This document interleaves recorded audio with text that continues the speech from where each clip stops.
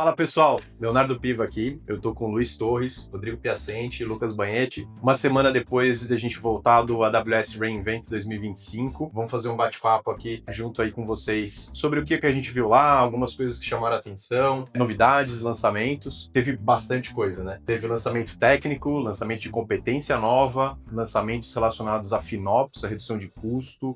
O que mais, pessoal? Bastante coisa. Vocês lembram aí? A gente foi o tema central, né? Do AWS reInvent desse ano foi, de fato, Agentic AI, né? Toda a conversa agora gira em torno disso, ou seja, não é mais só a tecnologia de inteligência artificial por si só solta, né? Sempre aplicado a algum agente de algum E não propósito, só né? sobre eles, né? Tudo que permeia. Então, falando de políticas que podem ser implementadas, ações, então, não só do agente específico, então tudo que está ao redor deles, principalmente dentro do Agent Core, que já era uma feature, uma funcionalidade existente, então eles trouxeram novidades dentro do Agent Core, também trouxeram outras funcionalidades em outras tecnologias, então, por exemplo, além do Agent Core tem o Nova, que também tem a funcionalidade de agente. Torres, o que tem mais aí de novidade? Sobre o Agent Core de políticas, tem uma parte agora que você pode criar as políticas dentro do Agent Core de forma natural, linguagem natural, e você conseguir ter esses guardrails dos seus agentes. Isso foi muito interessante, eles lançaram agora. E além disso também a gente teve diversos novos modelos dentro do Bedrock, além do Amazon Nova, que o Torres pode comentar um pouquinho mais depois, mas a gente teve modelos do próprio Google entrando dentro do Bedrock, da Nvidia, tem bastante coisa nova dentro do Bedrock. A Bedrock já vinha, né? A gente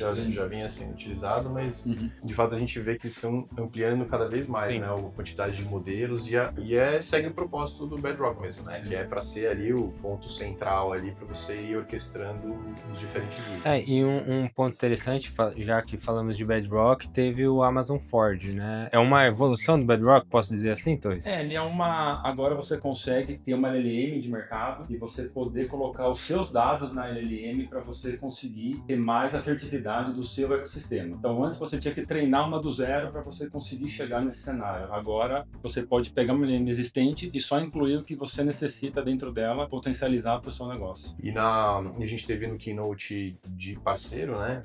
A líder de parceiros global, a Aruba, também nessa linha, né, de agentes, etc., lançando uma competência nova para parceiros, né, Banhetti? Sim. Agora os parceiros podem se especializar, então a gente tem uma nova competência, Agentic AI. E no keynote da Aruba, de fato, a gente teve novas competências lançadas voltadas a Agentic AI, ou seja, agora nós parceiros podemos nos especializar, mostrar as nossas competências dentro desse workload. E não só isso, a gente teve diversos lançamentos também nesse keynote. A mensagem que foi reforçada foi de como os parceiros são importantes para o ecossistema para ajudar os clientes cada vez mais a superarem os desafios do negócio. Um ponto que eu achei bem interessante também foi na parte de desenvolvimento. Nós teve alguns lançamentos, um é o Kiro, onde ajuda bastante o time de desenvolvimento a conseguir gerar código mais rápido, com mais qualidade.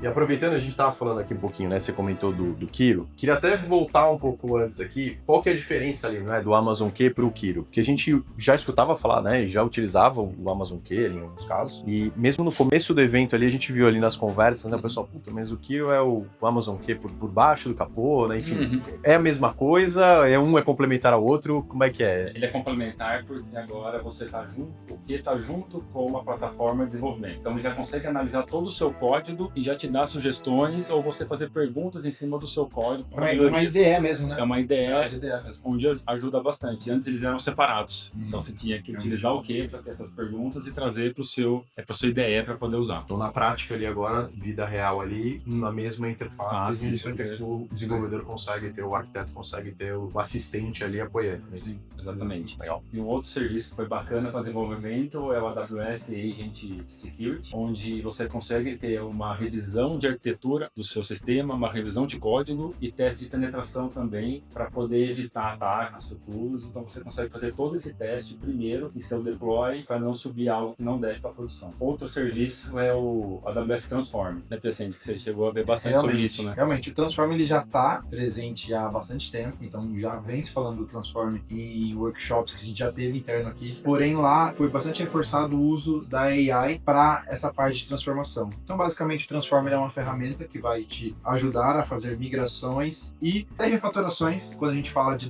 .NET Framework. Quando fala de migração, isso pode envolver mainframes, pode envolver workloads VMware, e o próprio Transform, apoia na questão de código na conversão, fazendo todo, preparando o ambiente em AWS para isso, então como que vai ser recebido. E falando de VMware também, que é um dos pontos que a gente aprofundou lá, também preparando toda a parte de rede, landing zone. Então o Transform ele facilita essa movimentação, seja em workloads aí que eu mencionei de .NET Framework, consegue fazer essa movimentação para um .NET Core, sendo possível rodar isso já em máquinas Linux ou até em containers Linux, trazendo uma modelização melhor para o seu ambiente. E aí, Transform, falando para o lado de VM, consegue trazer também, às vezes, funcionalidades falando de EC2 comparado com VMs em VMware. Legal que ele consegue atuar também em cima de banco de dados, né? Pegando procedures e trazendo a procedures para o back-end. Assim você tira esse acoplamento em cima do banco de dados e consegue ter mais flexibilidade. Isso aí. Um ponto também a gente mencionou mais cedo que chegaram novas LLMs, LLM do Google, e essa não é a única parceria com o Google.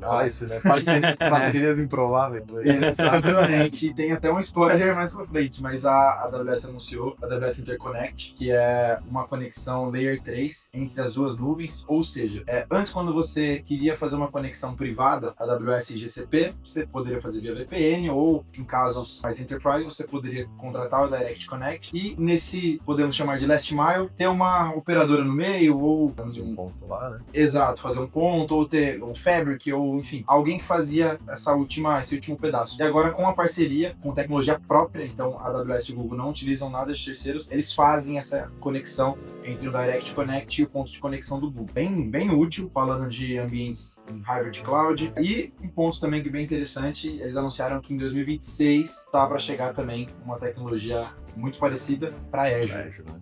Exatamente. Que é interessante e curioso, né? De você ver Exato. que é de fato o walk Passa the uma talk, mensagem, né? E é o walk the talk do hybrid, ali, multi-cloud. Exatamente. O cliente às vezes quer utilizar um workload em algum dos CSPs, enfim, e utilizar a Amazon, eles estão facilitando isso de certa forma. Né? Exatamente. Isso demonstra também... O Oracle já tinha isso, né, com o Azure, sim. né, há algum tempo, né, talvez também é uma forma de combater. E falando também de parcerias improváveis, né, não tão improvável assim, mas também foi anunciado o Exadata na AWS, totalmente gerenciado pela Oracle, apresentado pela própria Oracle com a AWS lá no reInvent. Então, assim, agora os clientes têm a solução do Exadata dentro da AWS, ou seja, a gente consegue migrar esses workloads para a nuvem sem maiores problemas também. Continuando no assunto dos bancos de dados, foi anunciado também o RDS Savings Plans. Finalmente, né? Exatamente. Que era um assunto muito aguardado, era uma feature muito aguardada, e eles trouxeram as informações específicas que a gente consegue chegar até 35% de desconto nas categorias serverless. E mais algumas outras onde pode atingir 20, 25, então tem algumas possibilidades. Isso é muito bom para projetos onde precisa se transicionar esse tipo de consumo de banco de dados. Ainda na categoria de banco de dados e otimização de custo, também teve um lançamento bem interessante que foi a possibilidade da gente conseguir regular a quantidade de vCPUs em utilização no RDS de SQL e Oracle. Isso impacta diretamente no custo de licenciamento, um dos grandes vilões aí para os clientes. Então, com essa feature, agora a gente vai conseguir categorizar a quantidade de vCPU que a gente vai utilizar e com isso reduzir os custos Tem também. um melhor controle também. Né? Exatamente. Fora a enxurrada de anúncios que o Matt fez, né, no keynote dele, né, do CEO da AWS. Foram 25 em 10 minutos. É isso aí. Ele cumpriu, né? Fez até uma brincadeira ali se ele ia conseguir cumprir ou não, mas cumpriu os 25. Enfim, depois tem a lista inteira, mas teve Graviton, né, que acho que foi... Nova família de Foi um máquinas. ponto importante. Eu não lembro se estava no anúncio dele ou não, mas... da questão de Lambda também. Lambda, Agora com você pode escolher State a Pro linha, agora. Exato. Guild Urban Functions, que você pode até um ano. Acho que até um ano que você pode manter ali. A outra de você também poder escolher aonde você quer rodar, não é? Que a gente até tava Configuração da máquina. Configuração da máquina, que antes não era uma possibilidade também. Que basicamente antes o Lambda era só stateless, ou seja, você não salvava estado, nada, e agora você pode ter um Lambda stateful, você pode pausar, você pode... Tem várias funcionalidades que foram agregadas ao Lambda que já era muito utilizado antes. S3 também, tô lembrando aqui. S3 Vector vai ser muito utilizado principalmente para AI, né? Exatamente. Onde você pode armazenar todos os seus vetores dentro da C3 agora. Antes não era possível, agora você consegue fazer isso e ganha economia também e performance. Limite maior também, né? Pro S3. Sim, limite de tamanho de arquivo. Limite de arquivo, né? Agora tá maior também. Isso aí. E, bom, eu não vou lembrar a lista inteira. É bastante. Me ajuda aqui, mas eu vi que ele foi e falei, eu tô sem cola aqui, então...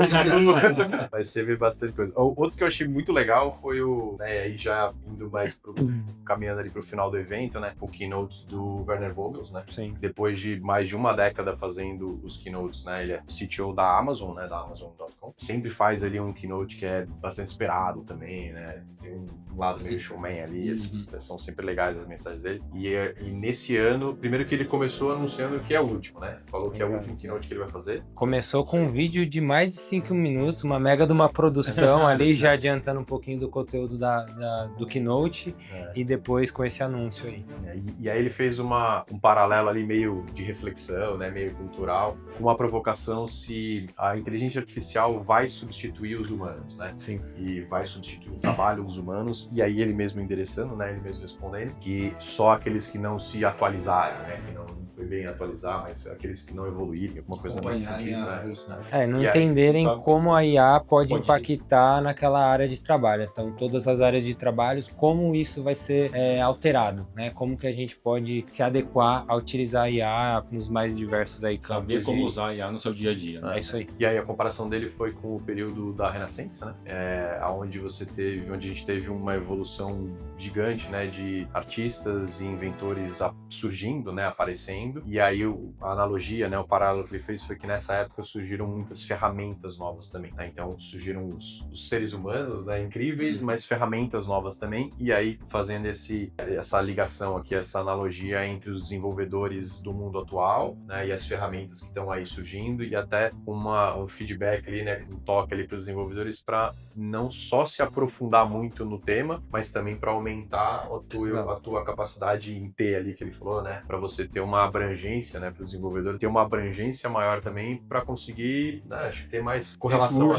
Entender do negócio para conseguir propor as melhores soluções voltadas ao negócio, né? Então, um pouco de tudo que a gente falou aqui hoje, em cima dessas tecnologias, é para poder fazer o desenvolvedor poder olhar um pouco mais para o negócio e não só para o técnico. Isso aí. Achei bem legal sai bastante do técnico ali, né? Ele fez essa comparação meio que cultural ali. No keynote também teve participação também falando sobre o Kiro, né? Que o próprio Kiro ajudou a desenvolver o Kiro, né? Exatamente. E mostrando ali um pouco na prática, né? Como a inteligência artificial e os agentes, né? De fato estão na prática ajudando a melhorar os próprios produtos, né? E aí teve um pouco mais de aprofundamento nesse assunto do Kiro. Caras, bom, primeiro obrigado mais uma vez aí, acho muito legal aí a gente compartilhar esse momento lá, a gente trocou bastante ideia, aprendeu bastante, a gente tinha prometido que a gente ia voltar a fazer um bate-papo, fizemos um bate-papo, cumprido, mais um, estamos ainda no começo, né, de alguns aprofundamentos que a gente comentou, né, muita coisa que a gente viu, a gente nem falou, acho que aqui, né, mas por exemplo do Connect, exatamente, né, que a gente está olhando aqui também, bastante coisa. inclusive usando internamente, então tem muita coisa que a gente ainda está ou já explorando já há algum tempinho, mas que a gente quer compartilhar com vocês, porque a gente está começando a se aprofundar e que vão ser temas para outras conversas aqui. Então, fica com a gente. Obrigado de novo, pessoal.